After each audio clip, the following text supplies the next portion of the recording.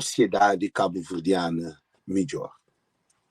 Não sabe diretamente ao assunto que é que já está na Ilha do Sal ou é mentira?